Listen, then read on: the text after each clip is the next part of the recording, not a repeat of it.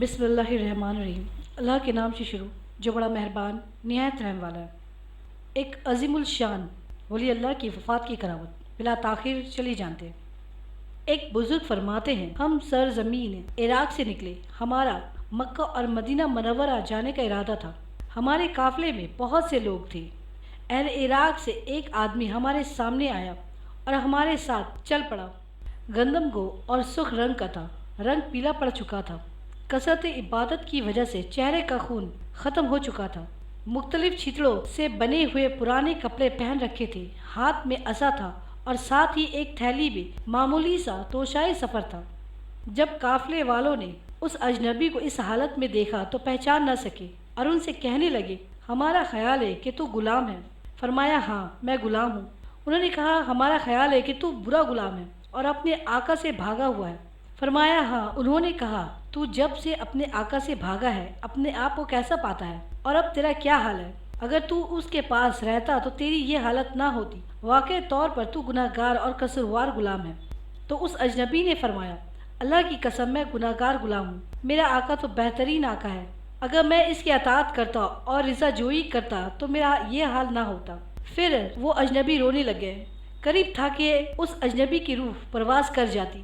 وہ بزرگ فرماتے ہیں، پس قافلوں والوں نے اس اجنبی پر ترس کھایا اور انہوں نے یہی سمجھا کہ آپ دنیا کے کسی آقا کے بھاگے ہیں، حالانکہ وہ آقا سے رب العزت مراد لیتے رہے۔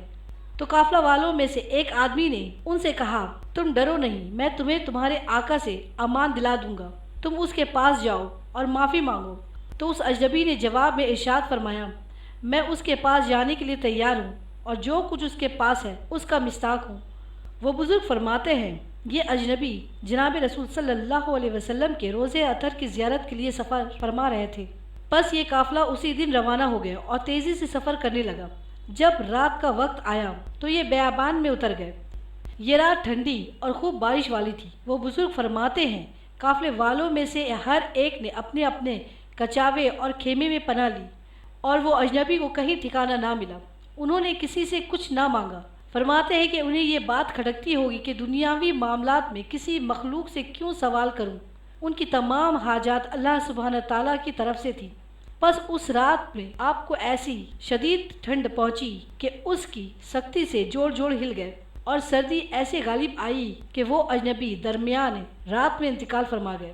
جب صبح ہوئی اور کوچ کا ارادہ کیا تو کسی نے ان کو پکارا، اے جوان کھڑا ہو، لوگ روانہ ہونا چاہتے ہیں۔ لیکن انہوں نے ان کو کوئی جواب نہ دیا۔ اس نوجوان کے پاس ایک آدمی آیا اور ہلایا تو آپ کو مردہ پایا۔ اللہ تعالیٰ آپ پر رحمت فرمائے۔ اس نے پکار کر کہا، اے قافلہ والو، وہ آدمی جو اپنے آقا سے بھاگا ہوا تھا وہ مر چکا ہے، تمہیں جانا مناسب نہیں، اس کو دفن کر کے جاؤ۔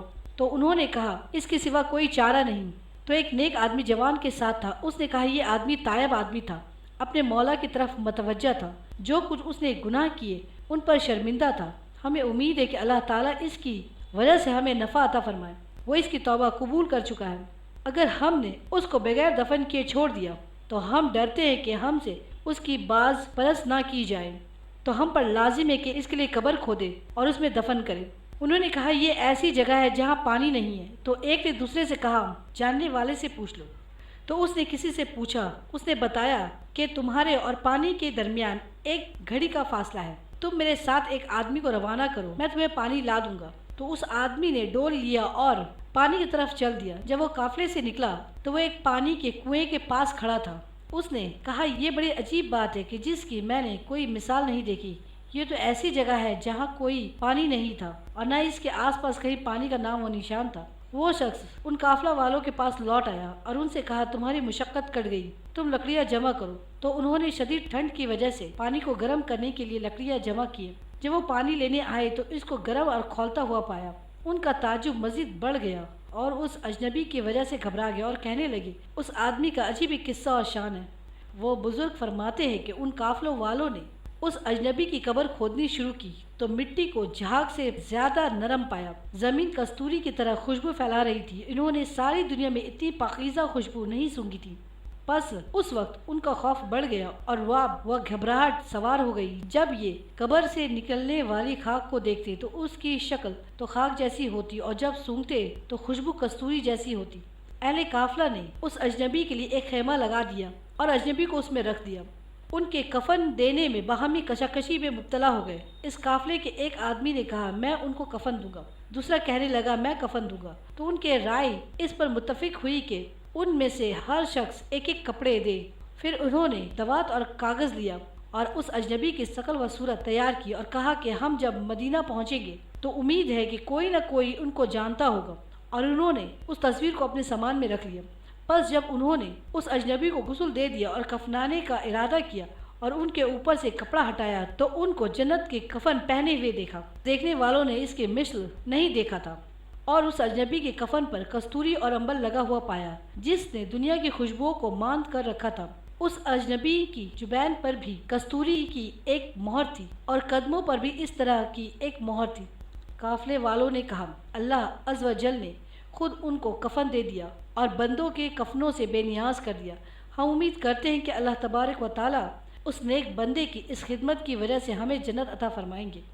اس اجنبی کو ٹھنڈی رات میں بے یار و مددگار چھوڑ دینے پر سخت شرمندہ ہوئے، جس سے ان کا انتقال ہو گیا۔ پھر ان لوگوں نے اس اجنبی کو دفن کرنے کے لیے اٹھایا اور ایک نرم جگہ پر رکھ دیا تاکہ اجنبی کی نماز جنازہ ادا کریں۔ جب انہوں نے جنازے میں اللہ اکبر کہا تو آسمان سے زمین تک اور مشرق سے مغرب تک تکبیر کی آواز سنی، جن سے ان کے کلیجے اور آنکھیں پھٹی کی پھٹی رہ گئی، اور سخت گھبراہٹ کی وجہ سے جو انہوں نے اپنے سروں کے اوپر سے سنا تھا اس کے رواب کے چھا جانے سے ان کی سمجھ میں نہیں آ رہا تھا کہ اب نماز جنازہ کیسے ادا کریں۔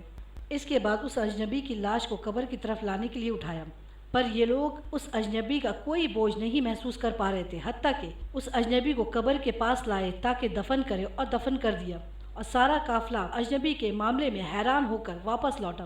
پھر جب ان لوگوں نے اپنا سفر پورا کر لیا اور مسجد کوفہ میں آئے اور اس اجنبی کی واقعے کی اطلاع دی اور شکل صورت بیان کی، اس وقت قافلے والوں کی حیرت کی حد نہ رہی جب انہیں معلوم ہوا وہ اجنبی حضرت اویش کرنی رحمۃ اللہ علیہ تھے۔